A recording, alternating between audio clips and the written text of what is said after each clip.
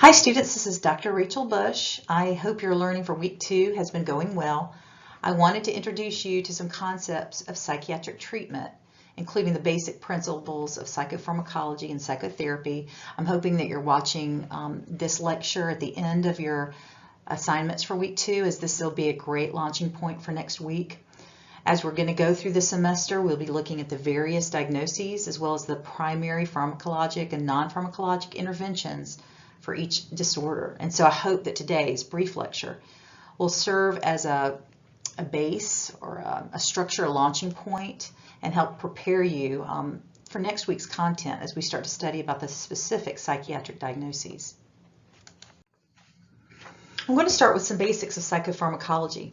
It's helpful when reviewing the various psychotropic medications to consider the various classes of medications and their primary indications for use. Understanding the pharmacodynamics of a drug, or the mechanism of action, how the drug is going to alter the synaptic concentrations of neurotransmitters within the brain, is helpful. You want to ask yourself, is the drug an agonist, an antagonist, etc.? This is especially helpful when considering issues like polypharmacy. You'll also want to consider how the body absorbs, metabolizes, distributes, and excretes the various drugs, as this often shows the type of side effect one can expect and the therapeutic effect of the medication. This is a principle that you're aware of, but has extreme usefulness when considering psychopharmacology. You'll also want to know the general dosing guidelines as a treatment, as treatments are often dose specific. It will be important as well for you to know the common classes of medications, their mechanisms of actions, basic dosing, and side effect profile. It's worth noting that in psychiatry, choosing the ideal medication often presents some challenges, as many of the psychotropic medications have multiple indications for use and are affected by an individual's genetics and experiential environmental exposure. Even drugs from the same classes are often distinguished by subtle differences in molecular structure that impact how that drug will interact at the site of the receptor. Differences in structure combined with an individual's own body chemistry make it difficult to predict the efficacy, tolerability, safety, and risk to benefit ratio of drug. Additionally, though psychiatric drugs have classes, they also have specific niches for use. For example, the antidepressant SSRIs and SNRIs are often used in treatment of depression and anxiety. Additionally, some atypical antipsychotics like Abilify are often used to augment these medications when the treatment response is low. Additionally, in psychiatry, often medications are used off-label. For example, propranolol, a beta blocker, may also be used for social or performance anxiety. Alpha agonists are frequently used to assist children with ADHD. I want to just quickly review the basic pharmacodynamics, since it's going to be a principle that we're going to be referring to in studying the different drug classes. So agonists, if you remember, drugs or meds that bind to a specific receptor that produce an effect that's identical to the neurotransmitter. So examples of agonists are going to include opioids like morphine or methadone or heroin, and also benzodiazepines. Antagonists are the drugs that bind to a specific receptor that block or reduce the action of another substance at that receptor site. Many of the drugs that we prescribe for schizophrenia, for example, block the actions of the dopamine 2 receptor.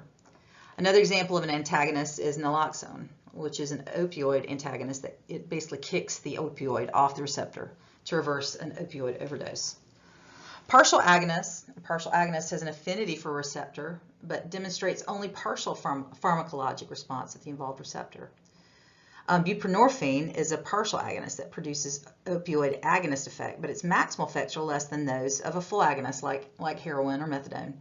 And this is why we often use Suboxone in substitution therapy for opioid addiction, because it enables a provider to decrease the amount of opioid over time with fewer withdrawal symptoms. Finally, the inverse agonist, it's different from the antagonist in that it blocks or reduces the actions of the agonist. An inverse agonist binds to the receptor site and has the opposite pharmacological effect. For example, if you have a cannabinoid inverse agonist, they've been shown to reduce appetite, which is the opposite of the craving effect associated with cannabis. So when you move to considering the actual type of medication for your patient, it's going to be important to determine what symptoms are the target of your intervention. Certain medications are considered first-line treatment options. For example, Prozac, Zoloft, and Celexa or Lexapro are the only FDA-approved selective serotonin reuptake inhibitors, or SSRIs, for use in children. So this would be a good place to start as you make medication decisions. As you become more familiar with the different classes of medications and their use, you'll be able to provide more of an informed choice for your clients. So there are going to be several algorithms that are out there to assist you as a new provider. There are books that have algorithms in it, and they're very useful. You want to remember, though, that your algorithms are just tools. They're tools to assist in decision making, and they don't necessarily take the place of your own clinical judgment, especially not take the place of assessment of your client. Additionally, just because a medication is helpful for a large population and it's indicated for its use does not always ensure that it is going to actually work for your specific client. Patients may have to try several antidepressants before finding one that's effective. You have to remember also that genetics plays a role, and that means that if several members in the same family are all diagnosed like with depression, and maybe they've had a positive response to a particular medication like sertraline, you might consider, and it's reasonable to consider, that your client will have a similar response to that particular medication. Another thing to consider is any medical issues that a patient has, and then they may preclude the use of one agent over another. If you have a client that has chronic kidney or liver disease, you may need to be more careful in the drug choice because of the dosing of that medication and to avoid life-threatening side effects. Once a patient has started on a chosen medication, you will need to assess the effectiveness of treatment. Has the client noted any therapeutic benefit? What is your plan to monitor the medication's effect? Were you getting the response that you wanted, or did you get something else? Did they have side effects that might indicate a need to rethink the diagnosis? For example, if you prescribed an antidepressant for someone that you believe may have major depression or major depressive disorder, and as a result of treatment they begin to show signs and symptoms of mania or hypomania, you may want to rethink and consider some alternatives to your preliminary diagnosis. Was there something that you missed in the assessment that may indicate the person is actually at risk for bipolar disorder? These are important patient education points to consider. After a medication is chosen for treatment, a provider will need to obtain informed consent for the use of the medication and will need to educate the client about the medication, including the timing, dosing, and an idea of a response to the medication. For example, how long will it take to see effect? SSRI may take weeks to see a therapeutic benefit, whereas a medication like Xanax will start working within a few minutes. You'll also want to inform the patient about any black box warnings or potential side effects with instructions on how to address them if they do present themselves. You'll also want to know any lab data that will be necessary. Do you need to rule out any medical problems that may be causing the symptom or provide baseline levels to monitor potential complications of treatment with drugs? Some medications like lithium, they have a narrow therapeutic index and they require monitoring through laboratory testing to ensure it is its therapeutic level and that it hasn't reached a toxic level. You want to establish how often routine monitoring needs to take place and what side effects that the patient may notice early versus late and when to seek treatment from their provider. There's some good material in your Kaplan and Sadak book about common side effects and how to treat them, and it's a wonderful resource for you to refer to. Although every patient is unique, there are certain populations that require special consideration when prescribing psychotropic medications. Until recently, clinical trials often excluded children, pregnant and childbearing age women, the elderly, or patients with comorbid medical issues. Therefore, dosing and prescribing information is likely geared to adults. So consider when prescribing to children, pharmacokinetics and pharmacodynamics may change due to differences in how the drug is metabolized and absorbed by the client. The practice rule of thumb is to dose children and elderly at a lower dose and to titrate slowly. There'll be more information about prescribing to children later in the course. The use of psychotropic medications during pregnancy offers its own considerations because some medications are used with caution during pregnancy while others are strictly contraindicated or only prescribed at certain times during the various trimesters. There is no assurance that any drug is completely without risk during pregnancy and lactation. There are agents with well-known specific birth defects, such as lithium, which is associated with the Epstein anomaly, a serious anomaly of cardiac development. Carbamazepine and valproic acid are also associated with neural tube defects. Lamotrigine can cause oral or cleft lip palate when used in the first trimester. Paxil also carries a warning of cardiac malformation if used in pregnancy. Psychotropic medications can have different levels of effect on neonates depending on the trimester. For instance, reports exist that SSRI use in pregnant women can create a neonatal withdrawal syndrome in the third trimester. Another category of special populations is the elderly. They're more susceptible to adverse effects in general, as the rate of metabolism and excretion occurs more slowly. Dosing medications in the elderly should start at a lower dose, usually half the regular starting dose. So dose low and slow. Raise the dose in small increments until the clinical benefit is achieved or until unacceptable side effects appear. They've also shown to be related to increased risk for falls in the elderly. Finally, clients who are medically ill may have issues with psychotropic medications.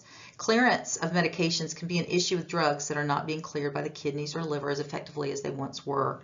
This can create serious consequences, including hypertension, cardiac conduction abnormalities, anticholinergic activity, and respiratory depression.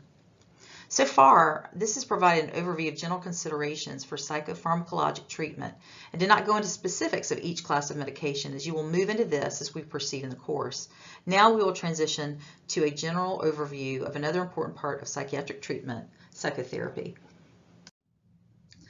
I want to spend a few minutes to introduce psychotherapy to provide an overview of its basic concepts. You will explore psychotherapy more fully in a future course, but it will be helpful for you to have a broad construct of it since it is a specific treatment for psychiatric conditions.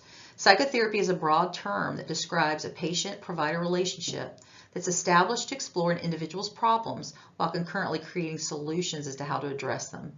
Now, these solutions are often based on the type of theory or practice that the therapy is based on. However, effective therapy is established on the quality of the therapeutic relationship between the patient and provider. The benefits of psychotherapy are proven, and the results of using psychotherapy and psychopharmacology together has proved superior to use of either of these treatments alone. Presently, the combination of psychotherapy and psychopharmacology has become a standard of care for many patients with a psychiatric diagnosis. There are many types of psychotherapy, so I'm not going to go into all of the different types now. I did want to make sure that you're familiar with some of the descriptive terms that you may hear about in psychotherapeutic treatment as you're in your clinicals, and to have as a foundation to build upon as we continue to talk about them throughout your time of study. I'll mention 4 general categories of therapies. The first is insight-based therapy that generally refers to psychodynamic therapies, an offshoot of Freudian therapy, which is when patients explore childhood experiences and the translation of those experiences in belief systems, assumptions, current work and relationship choices, even communication patterns and life perspective. The focus of this type of therapy is more on understanding, gaining awareness of oneself, kind of getting it, the aha moments, understanding why you do what you do. That's really more of that insight-based type of therapy. Behavioral therapies have more basis in your actions, and therapy is focused more on changing your behaviors to change feelings and unhealthy patterns that impact an individual's life. An example of this might be something we call systematic desensitization, which is where you go through a almost like a deprogramming of your behaviors that are associated with certain emotional reactions. Cognitive focused strategies such as cognitive behavioral therapy is a therapy that focuses on challenging distorted thoughts and distorted core beliefs about oneself and one's life and future in order to bring about change. This therapy, considered a first-line treatment for depression and anxiety, is now used in some form in mostly all mainstream therapies. Dialectical behavior therapy, or DBT, is a therapy that developed out of CBT and is a first-line treatment for borderline personality disorder. It uses behavioral and cognitive therapies along with mindfulness and acceptance strategies. You will hear a lot about CBT and DBT groups in psychiatric treatment centers as they form a bulk of skills that are taught in psychiatry. Other categories of therapy, such as interpersonal therapy, are short-term focused treatments that uses the therapeutic relationship to address communication dysfunction, role, and relationship issues. Supportive therapy is a general term that is indicated for patients who may have poor ego strength and are not able to handle some of the cognitive tasks or self-reflection that therapy requires. We're thinking here about maybe patients that have severe cognitive deficits associated with schizophrenia or other psychotic processes. It is often most used for individuals who are in acute crisis or have severe psychopathology with cognitive and or physical deficits.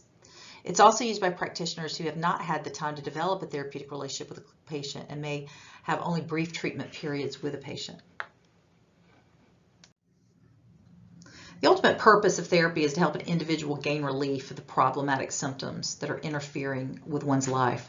Certain therapies can be instrumental in helping individuals gain greater self-awareness and understanding into themselves and life situations, and at the same time serve to be a life change agents to have broad impact into health behaviors, relationships, career life choices, interpersonal happiness, and well-being.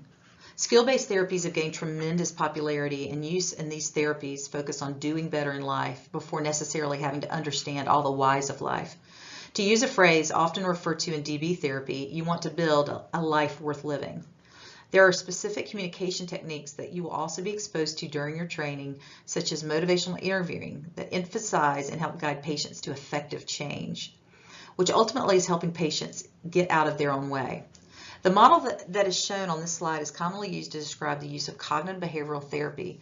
It outlines the use of how thoughts, feelings, and behaviors interact. It is a useful tool to examine when considering an overview of how therapy works in general.